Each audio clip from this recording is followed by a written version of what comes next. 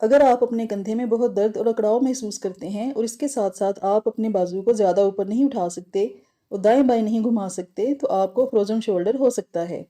Hello friends, welcome to my channel. میں ایک registered homeopath ہوں اور آج کی ویڈیو میں فروزن شولڈر کی کازز اور ہومیوپیتھک ریمیڈیز کے بارے میں بتاؤں گی جو فروزن شولڈر کو ٹھیک کرنے میں بے مثال ہیں۔ تو ویڈیو شروع کرنے سے پہلے میرے چینل کو سبسکرائب کر لیں اور بیل آئیکن کو پریس کر لیں تاکہ میری آنے والی تمام ویڈیوز کے نوٹیفیکیشنز آپ کو وقت پر مل جائیں۔ فروزن شولڈر کو ایڈہیسو کیپسولائٹس بھی کہتے ہیں۔ ہمارا کندھا ٹینڈنز اور لیگامنٹس کے درمیان کیپسول کی شکل میں بند ہوتا ہے۔ جب لیگامنٹس اور ٹینڈنز میں کسی خاص وجہ سے سوزش اور سوجن ہو جائے تو کندھے میں بھی درد اور اکڑاؤ شروع ہو جاتا ہے اور اس کی علامات وقت کے ساتھ ساتھ بڑھتی رہتی ہیں اور شدید ترین ہوتی جاتی ہیں اور کندھے کی حرکت کم سے کم ہوتی جاتی ہے اور کندھا جکڑ جاتا ہے۔ عام طور پر 40 سال سے زیادہ عمر کے لوگ اور خاص طور پر عورتیں اس میں زیادہ مبتلا ہوتے ہیں۔ اس کے علاوہ کچھ ایسی بیماریاں ہیں جن سے متاثرہ افراد میں یہ زیادہ پایا جاتا ہے۔ مسلز اور جوڑوں میں سٹیفنس اور اکڑاؤ پر میری ایک ویڈیو کا لنک آپ کو اوپر آئی بٹن میں ملے گا۔ اسے دیکھ کر آپ اپنی سمٹمز کے مطابق میڈیسنز کو سلیکٹ کر سکتے ہیں۔ عام طور پر فروزن شولڈر کی کازز ان نون ہوتی ہیں، لیکن کچھ کنڈیشنز ایسی ہیں جن کی وجہ سے فروزن شولڈر ہو سکتا ہے۔ اس کی وجوہات یہ ہیں: شوگر یا ڈائبٹیز کے مریض، ہائپر یا ہائپوتھائرائڈزم ہونا، کارڈیو ویسکولر ڈیزیز یعنی دل کی بیماریاں، ٹی بی کے شکار لوگ، پارکنسنز ڈیزیز جس میں انسان کو اپنے ہاتھوں پیروں کی حرکت پر کنٹرول نہیں رہتا، ان بیماری میں مبتلا افراد کو فروزن شولڈر ہو سکتا ہے۔ اسپورٹس انجری یعنی کھلاڑیوں میں کوئی چوٹ لگنے کی وجہ سے فروزن شولڈر ہو جاتا ہے۔ کسی لمبی بیماری کی وجہ سے جب اپنے بازو کو بہت عرصے تک حرکت نہ دی جائے تو کندھے کے مسلز کی حرکت کم ہو جاتی ہے اور وہاں اکڑاؤ پیدا ہو جاتا ہے۔ کبھی کبھار جسم کے دوسرے حصے میں تکلیف کی وجہ سے بھی فروزن شولڈر ہو جاتا ہے، مثلاً ہارٹ ڈیزیز کی وجہ سے درد کندھے میں جاتا ہے اور مریض کندھے کو کم حرکت دیتا ہے، یہ بھی فروزن شولڈر کی وجہ ہے۔ ریومیٹڈ آرتھرائٹس یعنی گٹھیا یا جوڑوں میں درد رہنا اور یورک ایسڈ بڑھنا بھی فروزن شولڈر کی وجہ ہے۔ تھائیوسینامینیم 3X فروزن شولڈر کی بہت اچھی میڈیسن ہے۔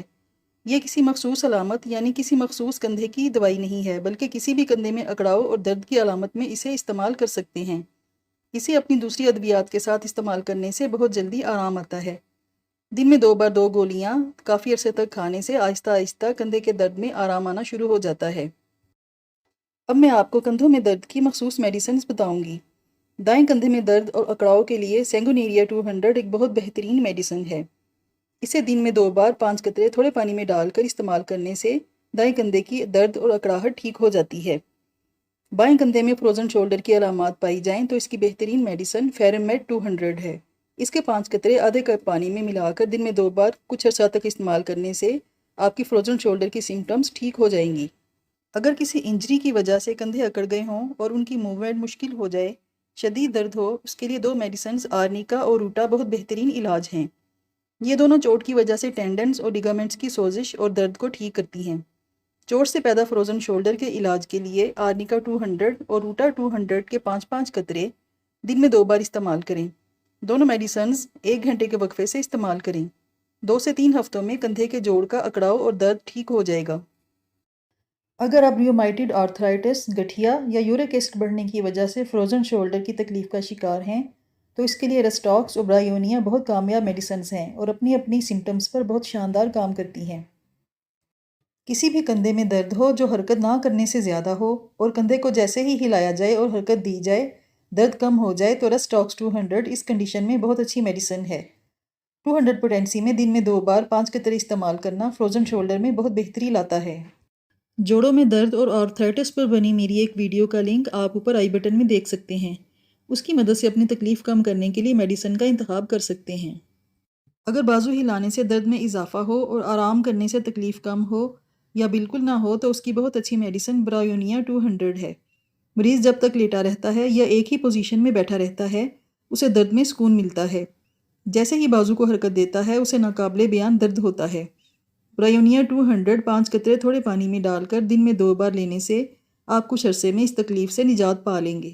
فرینڈز، اپنی سمٹمز کے مطابق دوا کے استعمال کے ساتھ آپ تھائیوسینامینیم 3X کا استعمال بھی کریں گے جس سے آپ کی تکلیف میں بہت جلد بہتری ہوگی۔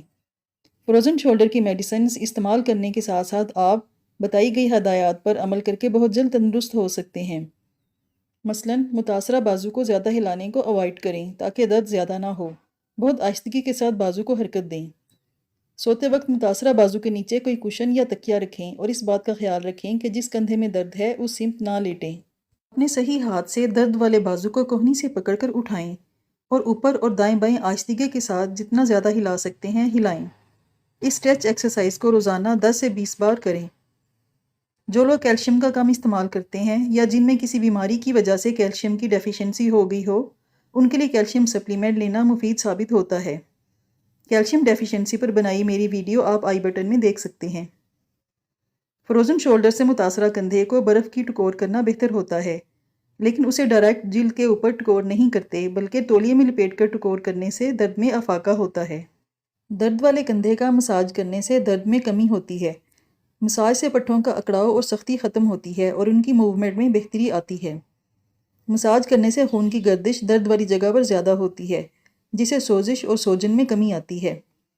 फ्रोज़न शोल्डर से मुतासिर लोगों को कुछ ग़िज़ाई एहतियात भी करनी चाहिए, मसलन frozen food, carbonated drinks, fast food, packaged food, chips, popcorn, सफ़ेद आटा और उससे बनी चीज़ें, आइसक्रीम, चाय, कॉफ़ी और अल्कोहल से मुकम्मल परहेज़ करना चाहिए।